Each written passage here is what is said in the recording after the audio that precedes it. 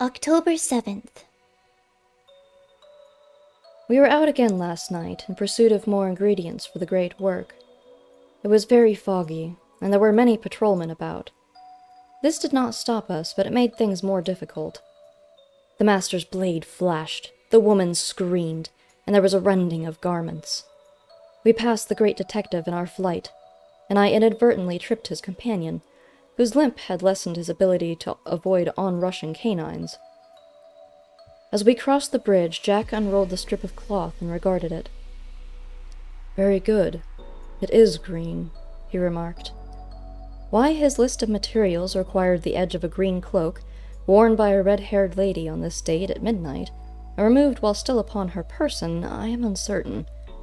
Magical rotas sometimes strike me as instructions for lunatic scavenger hunts.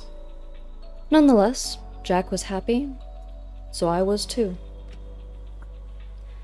Much later, after an unsuccessful search for Nightwind, I returned home and was drowsing in the parlor when I heard a small scratching sound from the rear of the house.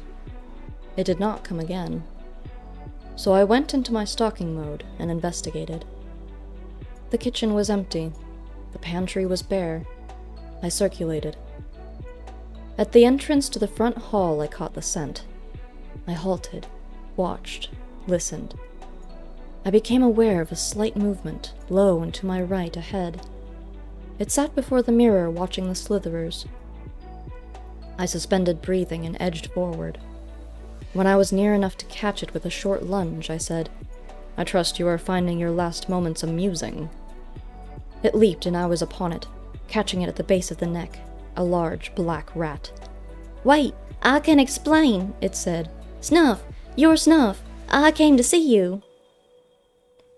I waited, neither tightening nor loosening my hold. A toss of my head would snap its spine. "Needle told me of you," it went on. "Cheetah told me where to find you."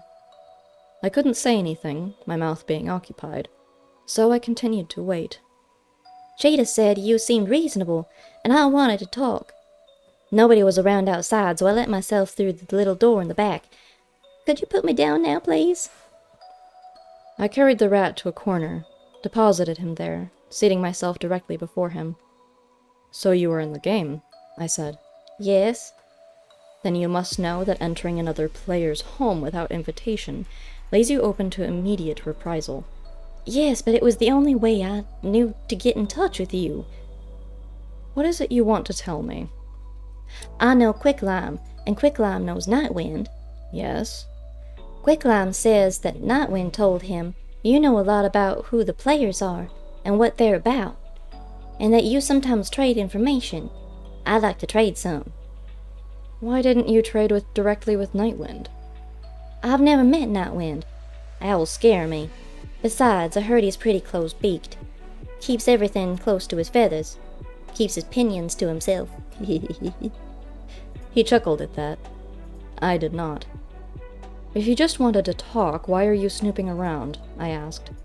"I couldn't help being curious when I saw the things in the mirror." "Is this the first time you've been by?" "Yes." "Who are you with?" "The good doctor." "I've a friend named Greymalk who happens to be a cat. She comes around here a lot. If I think you're planning to make mischief, I'm going to let her start coming in regularly." "I'm not looking for trouble, damn it. Let's keep the cat out of this." "Okay. What are you trading and what do you want?" "I want you to tell me everybody you know who's in the game and where they live." "What do I get?" "I know where the Count takes his rest." Nightwind was going to seek that information. "He's not good enough to follow Needle through the woods. Owls can't zigzag the way bats can." "You may be right. You will take me to the place?" "Yes, for a list of the others." "All right," I said. "But you came to me. I get to make the terms. Show me the place first, then I'll tell you who else is playing." "I agree." "And what may I call you?" "Bubo," he replied. I backed away. "Let's go," I said. Outside it was chill, windy, and damp. A few clouds hung low in the west. The stars seemed very near. Which way? I asked. He indicated the southeast and headed in that direction. I followed. He crossed several fields, coming at length to a stand of trees. He entered there. These are the woods where Needle might lose Nightwind? I said. Yes. He led me among the trees. Finally, we came to a very rocky clearing, and he halted. Yes, I said. This is the place. What is it? The remains of an old church. I walked forward, sniffing. Nothing untoward. I climbed the low hill on which the ruins stood. Among the blocks of stone I saw an opening. When I peered within, I saw that it continued downward. Goes back, I said, as if this wasn't always ground level. As if much of it were covered up, overgrown. We're actually standing above the ruin, aren't we? I don't know. I've never been down in it, he replied. That isn't the spot. The cemetery's down the hill, over that way. He headed in the direction he'd indicated, and I followed. There were a few fallen, half-buried markers about. Then there was a bigger place, I realized, when I saw the lines of stone in the ground were what had been the tops of walls of a crypt.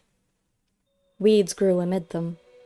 Bubo rushed forward, stood in their midst. See, there's a hole here, he told me. His stuff's down there. I moved toward it, looked inside.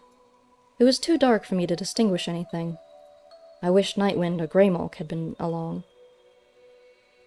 I'll have to take your word for it, I said, for now. Then tell me the names and places you promised. I'll tell you as we walk along, away from here. Does this place make you nervous? It's not a month for taking chances, I said. He laughed. That's very funny, he said. It is, isn't it? I replied. The dying moon came up above the trees, lighting our way. With midnight's chimes, speech comes to me. I rose and stretched, waiting for them to cease. Jack, having roused himself especially for the occasion, watched me with a mixture of amusement and interest. Busy day, Snuff? He asked.